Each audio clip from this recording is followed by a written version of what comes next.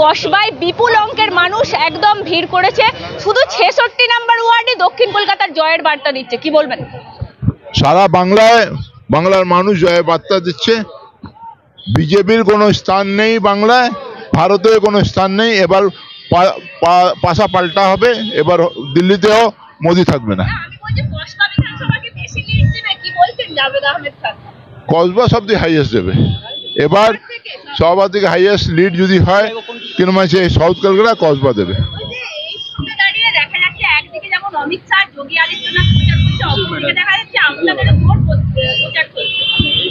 আমাদের প্রচারটা জোর করতে হবে না, কেন আমাদের সঙ্গে জনগণ আছে, মানুষ আছে। আমরা মানুষের কাজ করেছি, কাজের নিরিখে আমরা ভোট চাচ্ছি। ওরা ধাপ্পাবাজি করেছে, ধাপ্পাবাজির নিরিখে ওরা ভোট চাচ্ছে। এই জন্য লিখছি চাইনিজ ভোটার আছে তো ১,১২০০, তারা তো হিন্দি বুঝে না, বাংলা বুঝে না, তাদের তো চাইনিজও বোঝাতে হবে, ইংলিশও বোঝাতে হবে। খেলা জোরদার খেলা হবে, বাংলা থেকে বিজেপি সাফায়া হবে, ভারতবর্ষ থেকে বিজেপি সাফায়া হবে। প্রটোকল আমরা ৪২টার মধ্যে ৪২টা মারার চেষ্টা করছি।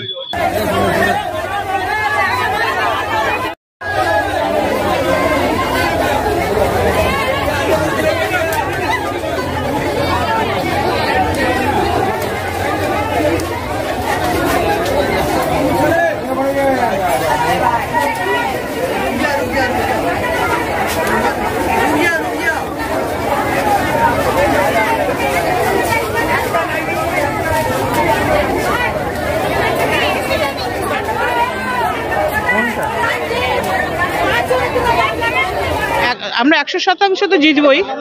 আর এখানে 66 ওয়ার্ডে গতবারে সব থেকে বেশি ভোট পেয়েছিলাম কসবা বিধানসভায়, এবারও কিন্তু অনেক ভোটে জিতবো এবং ১,৩০,০০০ আমাদের ভোটার এখানে আছে। সুতরাং আমি ভোট চাইবো, মানুষ ভোট দেবেন এই বিশ্বাস রাখি। আর এবারে প্রচুর ভোটে কসবায় জিতবো। না, এসব গোল টোলে আমি বিশ্বাসী নই, আমি খেলায় বিশ্বাসী। ঠিক আছে, কতটা খেলা হবে ব্যাটে বলে হবে, আর ১ জুন খেলা হবে। অমিত শাহ বলছে ৩০টা আসন বাংলা থেকে পেলে ভারতবর্ষের মধ্যে পশ্চিমবঙ্গকে সেই রাজ্য থেকে হবে। এটা আমি কি বলবো? অমিত শাহ বলছে, অমিত শাহর কাছ থেকে প্রশ্নের উত্তর নিয়ে নিন। আমরা তো ৪২টায় জিতবো। সুতরাং আমরা এবারে যা খেলায় খেলেছি, আমরা ৪২টাতেই জিতবো। সব ওয়ার্ডেই জনস্রোত, মানুষ অসম্ভব সমর্থন করছেন। লক্ষ্মীর ভান্ডার উপচে দিয়েছে মহিলা ভোটার, এবং দিদির যত প্রকল্প, সব প্রকল্প মানুষ উজাড় করে পাচ্ছেন এবং মানুষ ভোটও উজাড় করেই দেবেন ১ জুন। কিছুই বলবো না, সে যেখান থেকে হোক দাঁড়াতেই পারেন, এবং আমি কোনো প্রার্থীর সম্বন্ধে কোনো মন্তব্য করি না। তিনি দাঁড়িয়েছেন, তার ইস্যু নিয়ে তিনি লড়বেন, আমাদের ইস্যু নিয়ে আমরা লড়বো, উন্নয়ন নিয়ে লড়বো।